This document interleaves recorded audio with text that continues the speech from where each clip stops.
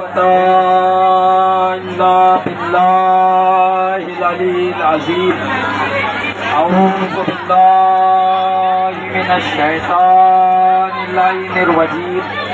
بسم الله الرحمن الرحيم.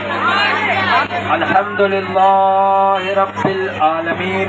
الصلاة والسلام على أشرف الأنبياء المرسلين ومولانا ومولى الثقلين محبوب رب المشرقين والمغربين أبي القاسم محمد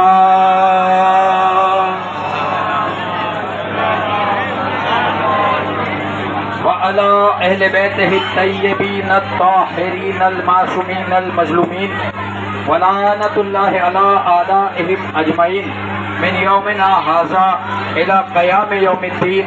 أما بعد فقد قال حق سبحانه وتعالى في القرآن المجيد. بسم الله الرحمن الرحيم. قل لا أسألكم عليه أجرا إلا المودة في القربى. صلوات پڑھنے پر محمد پاک.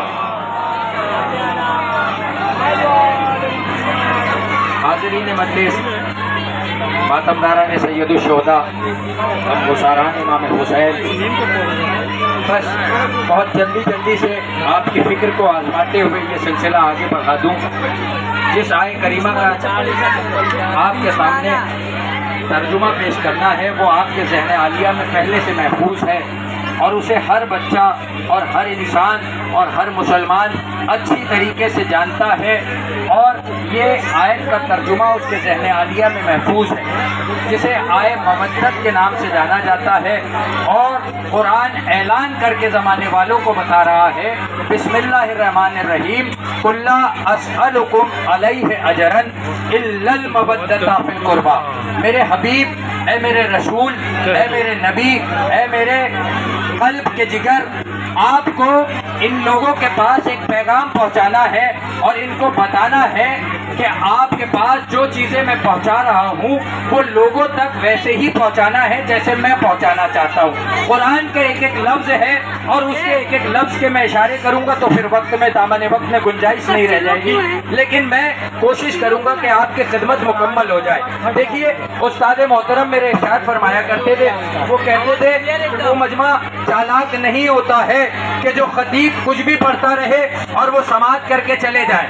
وہ مجمع چالاک ہوتا ہے کہ جو خطیب نہ بھی پڑھنا چاہے تو مجمع بول کر اسے بتائے کہ وہ پڑھ کے دیجئے جو ہم لینے کے لیے آئے ہیں.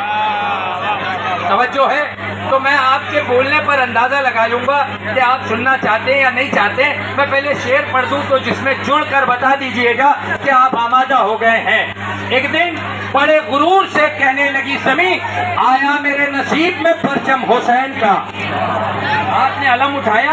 لوگ کہتے ہیں علم اٹھانے کے بعد ان لوگوں کو ہم دیکھتے ہیں کہ یہ عجب سے غرورانہ انداز میں چلنے لگتے ہیں. لوگوں کے سامنے اب تک کے بہت سارے جھنڈے آئے لیکن غرور نظر نہیں آیا، لیکن جیسے ہی قوم شیعہ کے دامن میں، ہر بچے سے بزرگ کے دامن میں ہم نے علم دیکھا تو اسے غرور کے علم میں دیکھا. کہا بھائی علم میں آنے کے بعد یہ غرور کیسا ملتا ہے کہ جو جھنڈوں میں نظر نہیں آتا؟ کہا اس لیے کہ جھنڈے والے بھاگتے ہوئے نظر آئے. بھائی تھوڑا سا بولے. جھنڈے والے بھاگتے ہوئے نظر آئے اور علم والا ٹھہرا ہوا نظر آیا، جسے باب الحوائج کہا جاتا ہے، جسے حضرت عباس علمدار کہا جاتا ہے. میں ایسے ہی زمین نے غرور کیا، آسمان نے غرور کیا. مجھے نہیں پتا آپ شعر کیسے سنیں گے، میں بہت جلدی آپ کی ضیافتیں کر دے رہا ہوں. ایک دن بڑے غرور سے کہنے لگی زمین، آیا میرے نصیب میں پرچم. بھائی لوگوں کو تو چوراہے پہ اپنے بزرگوں کا نام لینے کی تمیز نہیں ہے. صرف ہماری قوم ہے، اہل تسنن اور اہل شیعہ، تم دونوں کا حق ہے کہ چوراہے پہ اپنے امام حسین کا نام لے کر بتاؤ کہ ہمارا وارث زندہ ہے.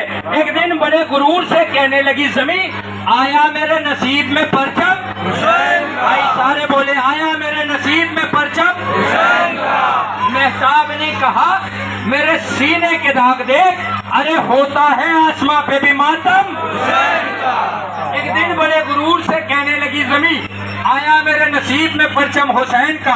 مہتاب نے کہا میرے سینے کے داغ دیکھ، ارے ہوتا ہے آسماں پہ بھی ماتم حسین کا. صرف ایک شب کو آئے تھے اس سے